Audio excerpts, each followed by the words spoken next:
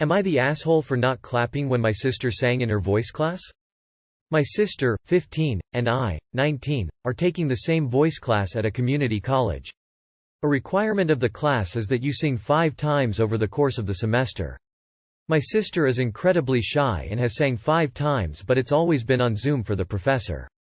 A couple things are: nobody knows I'm her sister, she's adopted and we look absolutely nothing alike, and she's by far the youngest in the class. Most of the class is in their mid-20s, early 30s, so everyone kinda babies her a little. My mom's friend's daughter, Anna, 25, is also in the class, and my mom asked Anna to watch my sister and make sure she's doing okay. Anna also drives my sister to and from class because I go with my friends. Anna babies her a lot. She gives her candy and takes her out to eat before class, and she makes sure everyone's really nice to her. My sister sang on Tuesday, and when she was in a practice room, Anna went around and told everyone to clap for her no matter how she does and to only give nice comments because she's terrified. Then my sister sang and she sucked. She was looking down the whole time and had her arms around her chest. They had to restart the song twice for her. She was ahead of the music, and didn't get half the notes right. Everyone clapped for her, except for me. Then it was time for comments. I don't think I was rude. I just told her that the song needs a lot more work. She should probably pick a different song, and she needs to calm down before she sings again. She ended up crying and Anna gave me a death stare. Anna ended up taking her home early, and when she got back to class, she pulled me aside and asked if I really had to make those comments and if it was absolutely necessary. It couldn't have waited until we were home and she wasn't on stage in front of the class. I said that I would have said that to everybody, and she doesn't get special treatment just because she's afraid to talk or sing in front of people. When I got home, my mom yelled at me for being mean to my sister and said that she cried in her room for a half hour because of how her performance went. I don't think it was a big deal, but everyone else does, so I wanted to know if I was the asshole. You are the asshole. I teach theater at the college level. Rule number 1 in my class and every performance class I've ever taken: you applaud everyone unless you are explicitly meant to withhold applause. You honor that person's work, every time, without fail. The feedback is perhaps a different issue, but it sounds to me like you went out of your way to bully your little sister, not to offer the same constructive feedback you'd give another student. Do other students typically give harsher feedback, or is that usually the professor's job? In either case, while Anna is not doing your sister any favors, you are far more ta. Am I the asshole for backing out of a friend's trip after it became a groomsman trip for a wedding I am not in? I have had a group of 4 friends since elementary school. The 5 of us have stayed close friends through elementary, middle and high school, going to the same schools, and then through university, separate universities, but we would visit often and stayed very close. We are all 26 yo guys, and have been friends for 19 years now. One of the guys in the group, Brandon, is getting married in January. Brandon asked the other 3 guys to be groomsmen in his wedding, alongside his 2 brothers and 2 of his friends from college. This left me the only homie in the group who wasn't a groomsman. I was upset when I first realized, but I talked to my parents about it and they reminded me it's Brandon's wedding and not a group event. He can have who he likes up there, and just because I am not a groomsman doesn't mean Brandon's doesn't consider me a friend. And that he does already have 7 people up there beside him, which is a lot. My parents are the only one I ever told I was upset about it, and now I think I am pretty well over it. They've had a few groom's party gatherings, like they went for drinks after they got fitted for suits, and went golfing together, and Brandon and his fiancée had a barbecue for their wedding party. That's always a weird reminder for me. My friends and I usually go on a trip in December to watch a football game. We started the now tradition in our first year in university, and have been going every year since. It's always just been the 5 of us friends, and we go for like 3/4 days. On Tuesday my 3 friends came to me and wanted to know my opinion on inviting the other groomsmen on the trip as a surprise to Brandon. The 3 of them were clearly all for this idea, and really wanted me to say yes. I told them I wasn't sure. I had to think about it, which was awkward because it was obvious they thought I was just going to say yes. I spoke to them about it today, and said honestly I don't want to go on a trip being the only non-groomsman. I know Brandon's brothers, and I've met his college friends, and they're all cool, but I don't want to be the clear odd man out. I told my friends that they should do it. I just won't go this year, which was fine for me because I could do with saving some money because I have a separate destination wedding to go to in February now. The other guys won't invite the other groomsmen if it means I won't come. But it's clear they're also annoyed at them not being able to invite them because of me. One of my friends spoke to me separately and he told me he really thinks I am not fair or a good friend, and asked if it's because I resent not being a groomsman. Feels like any decision I make besides agreeing to go on the trip with the 4 other groomsmen is going to make them mad at me.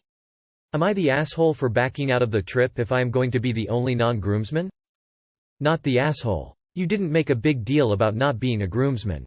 They are the Oz for ruining the trip that has been a tradition for years. If they want the others to come, then you have every right to stay home. At that point it's no longer keeping the tradition but changing it to a wedding event. Not the asshole. I wouldn't go on that trip. They're gonna be talking about the wedding and whatnot. Stuff you can't be involved in. It's not about resenting being left out of the wedding. It's wanting to do your traditional trip, not a groomsman's trip, which by definition would exclude you. I mean, at this point, I'd just stay home anyway. They can have their big thing with the guys from the wedding. I would think good friends would understand. The trip became something that's not about your friend group. It turned into a wedding trip. Not the asshole, and I think it's time to question why your 19-year-old friendships don't consider your feelings and why your friendship is not as valued. Am I the asshole for not allowing men on the bus? I, 38 am not from the US, and been a bus driver for almost 15 years now. I work as a bus driver for the government, which has some special buses for certain universities but most importantly for the majority of the all-girls dorms, since the dorms are pretty far from the colleges the girls attend and most of them don't have a car. In both my training and early work days, other coworkers always told me about how while it's not technically allowed, it's cool to let other people ride the college special bus because public transport is a disaster. By people I mean people who are not college students. I was wary of this because yeah, it's nice to help someone out from time to time, but I probably won't ever see that person again and they might do something to the students. Cuz are talking about a bus full of 1923 yo college girls with the exceptions of the 5 or 6 dudes that I know attend the same colleges. Well, up until now, theft and sexual harassment on public transit exponentially risen in this country. I always thought your local off-duty cop or soldier, normal middle-aged man or woman that want to get on the bus with the students is gonna be harmless, right? Wrong. The past few weeks, it started with theft of phones, purses, jewelry from backpacks, computers, and about 2 days ago someone actually masturbated and came on an asleep girl. The other girls wouldn't let him get out the bus and I drove them straight to the police station so that he can get arrested. The girl is okay now. Yesterday while I was waiting for the girls to get in, 90% of them walked up to me and talked to me about how much sexual harassment, stalking and theft they've dealt with this year because of the strangers that get on the bus with my permission. They gave stories with witnesses and proof. I was horrified. So what I did was I started asking all students for their college IDs and upright refusing letting men on the bus. It sounds cliché and kinda sexist, but I do let the male college students and your usual old grandma in. No grown-ass men whatsoever because it made the daily passengers a lot more comfortable. Apparently someone who I had to physically push away from getting on the bus reported me to HR for sexism and segregation based on the sex. Our told him to fuck off basically, but my colleagues are calling me a white knight and are making jokes about how I am trying to impress the girls in order to date one of them. Gross. But I can't help but feeling a lil guilty for those who can't go home because of some weirdos. Edit. Okay guys. Thank you all for the kind words and the people who said that I was the asshole for letting coworkers get in my head. I will try to collect as much evidence as possible and tell HR about it and possibly write a report to the minister too, because why the hell not? I will also refrain from allowing old people from getting on the bus anymore because I see how it can be still unfair for other people.